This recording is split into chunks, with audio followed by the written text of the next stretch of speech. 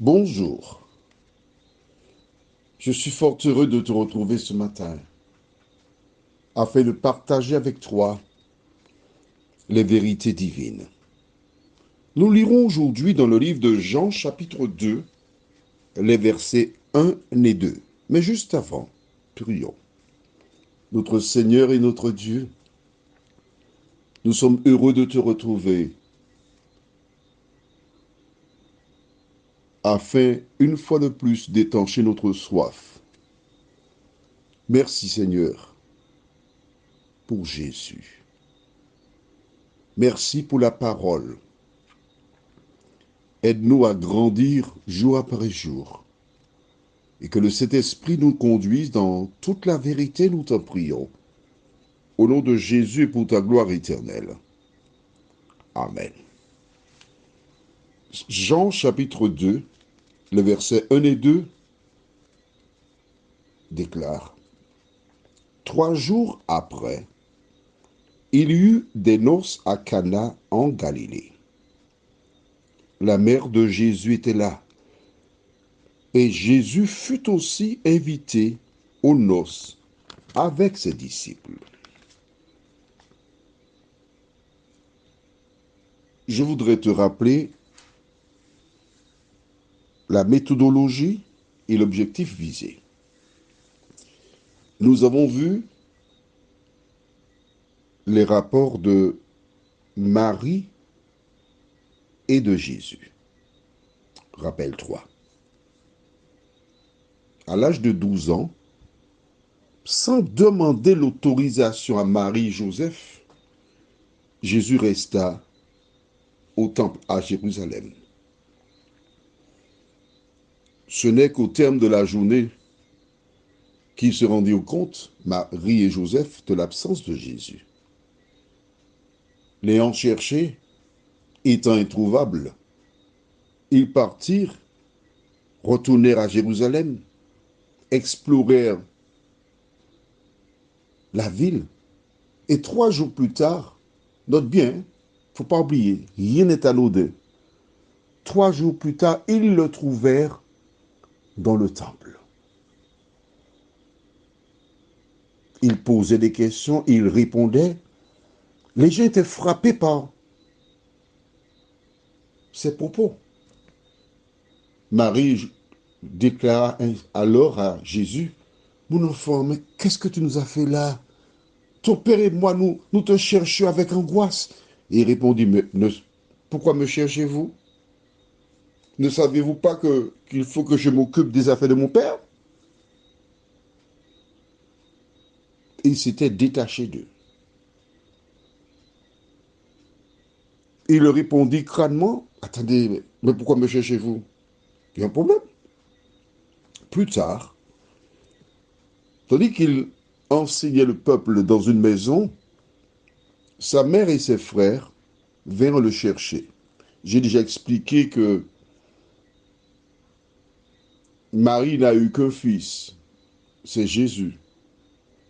Et je m'appuie là-dessus tout simplement en disant qu'à sa mort sur la croix, il chargea Jean de s'occuper de Marie en disant: voici ta mère, et à Marie: voici ton fils.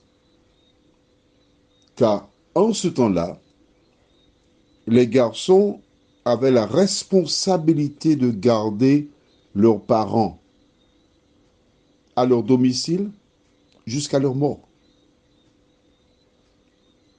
Donc, les frères sont vraisemblablement les fils de Joseph qui était un veuf. Elle est restée à l'extérieur et demanda à quelqu'un de l'appeler. Jésus est en train d'enseigner le peuple. Elle lui demande de cesser son activité pour venir à l'extérieur. Elle l'appelle. C'est important que tu retiennes cela. Elle aurait pu attendre qu'il ait terminé et demander à l'appeler. Non. Pendant qu'il s'exprime, elle lui dit d'arrêter ce que tu fais, je t'appelle. Attention, Jésus n'a pas 5 ans. À l'âge de 12 ans, il avait déjà montré son indépendance et il avait commencé son ministère à l'âge de 30 ans. Donc il avait 30 ans passés. Et Marie vient lui dire d'arrêter, viens ici, je t'appelle. Tu te rappelles de la réponse de Jésus? Il avait répondu, qui sont ma mère, mes frères et mes sœurs? Et pointant ses auditeurs, il continue en disant, ce sont ceux qui font la volonté de mon Père qui est dans les cieux, qui sont ma mère, mes frères et mes sœurs.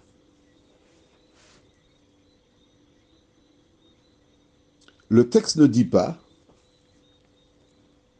qu'elle le rencontra après. Non, nous ne savons pas. Mais selon toi, je te donne même pas... Non, je ne te laisse même pas réfléchir. Qui avait intérêt à interrompre le travail que faisait Jésus? Tu sais qui? Mais si, mais si, tu sais qui? Il utilise n'importe qui. N'oublie pas que nous sommes des humains, d'accord?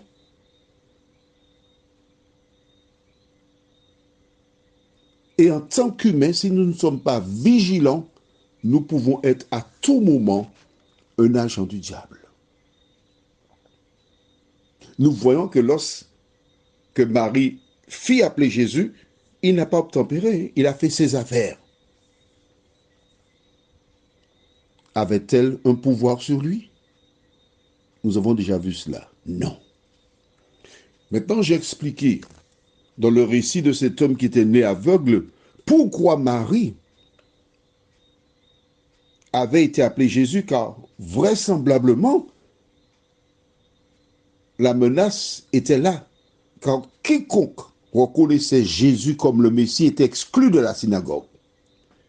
Et puisque c'est le fils de Marie, les pharisiens ont certainement fait pression sur elle pour qu'elle aille vers lui, le raisonner, ou du moins la raisonner, à raisonner, pour qu'il arrête cette affaire-là. Mais Jésus continua son affaire.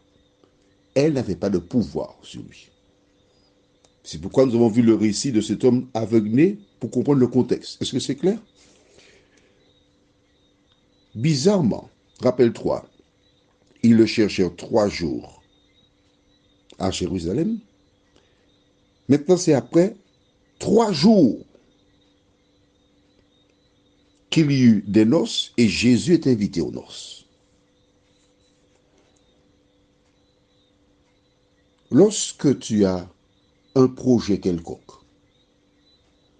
il est vital pour toi d'inviter Jésus dans tout ce que tu fais.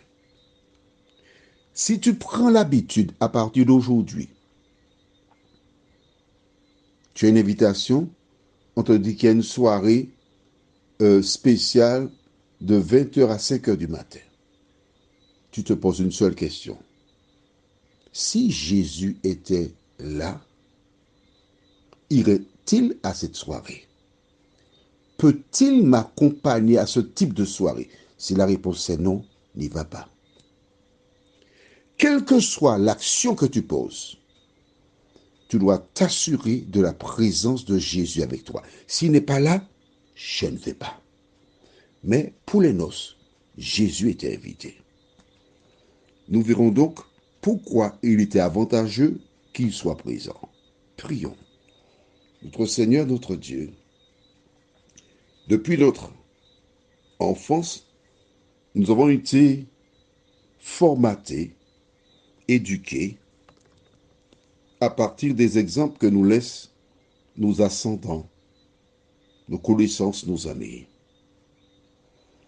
Et nous faisons des choix qui sont éloignés de la parole. Mais nous te demandons, Seigneur, au nom de Jésus, de nous venir en aide. afin que nous puissions en tout temps nous assurer de la présence de Dieu dans nos cœurs et à côté de nous. Merci de nous diriger tout au long de cette journée, de nous faire du bien. Que les anges veillent sur nous, qu'ils nous protègent et que nous puissions jour après jour marcher à l'ombre du Tout-Puissant, nous t'en prions. Au nom de Jésus et pour ta gloire éternelle. Amen.